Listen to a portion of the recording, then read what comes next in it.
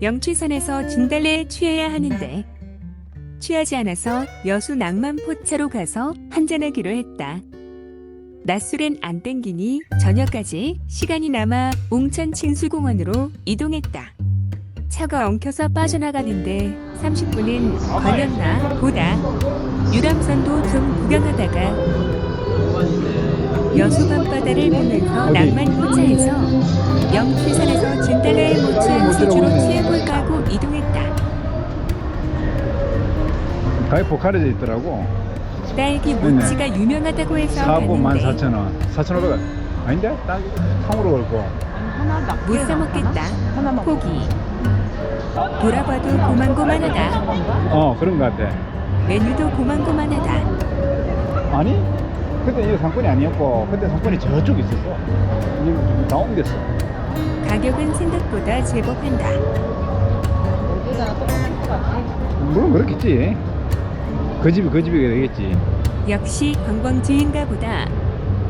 유람선은 유람선에 탄 사람보다 여기서 보는 게 더 좋다. 바다에서 바라본 여경이 더 좋을 수도.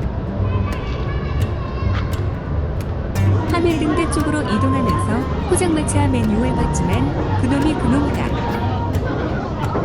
그래도 여기 포장마차는 빈자리가 별로 없다. 메뉴가 비슷.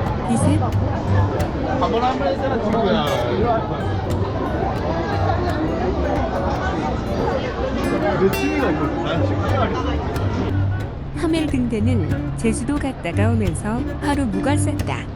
그때는 조용했었는데 포장마차가 이쪽으로 옮겨 온 것 같다. 케이블카도 한번 타봐야 하는데 마늘이 못한다. 자, 여수 밤바다 다 봤습니다. 우리 한번 가보자.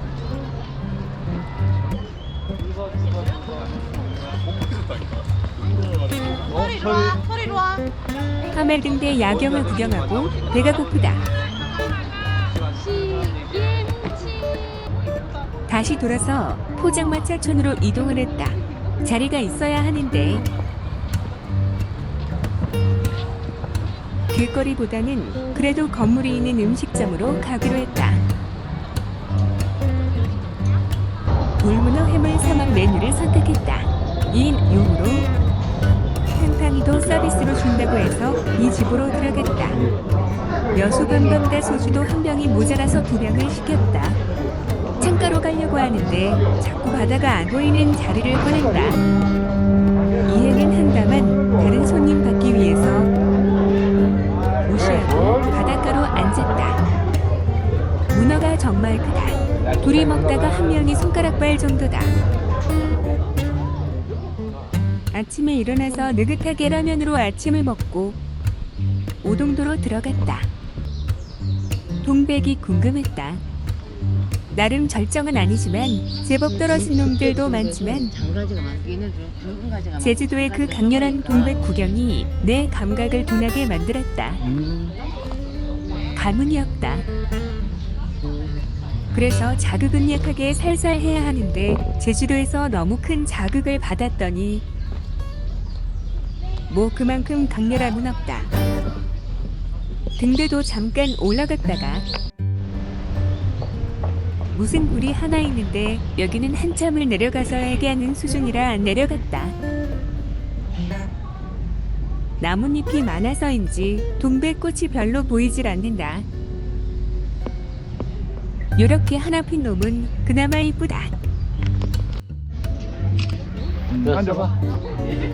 먼저 찍게 내줘. 처음엔 조화인 줄 알았다. 자세히 보니 생화다. 저렇게도 또 살아가네. 나무가 특이하게 부러져서 넘어졌는데 다시 살아났다. 누군가 떨어진 동백꽃을 다시 살렸다. 감각 좋다. 여기는 나무에 매달아줘서 꼭 나무에 동백이 핀 것 같은 느낌이다. 이게 아니라 누가 꽂아놓은 거예요. 아, 꽂아놓은 거야. 꽂아놓은 거예요. 그러네. 낀 게 아니라 꽂아. 대나무 숲도 있고 그러고 보니 여기 국립공원이다. 중간중간 안내 방송이 나온다. 아하! 그래서 입장료가 없어졌구나. 모든 국립공원 입장료가 없어졌으니 산책 잘했다. 지난번 오동도 방문은 1월 이어서 많이 추웠는데 이번엔 3월이다. 동백은 피크가 지난 건가 보다. 이쪽은 더 많이 떨어져 있다.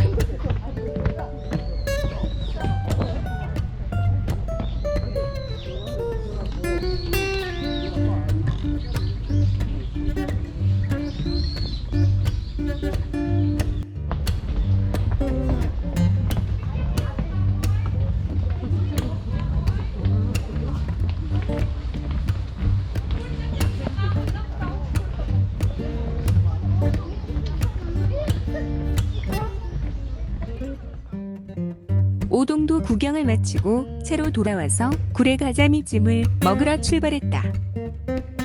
마놀레 최애 아이템이라 구례를 와서 그냥 지나칠 수가 없다.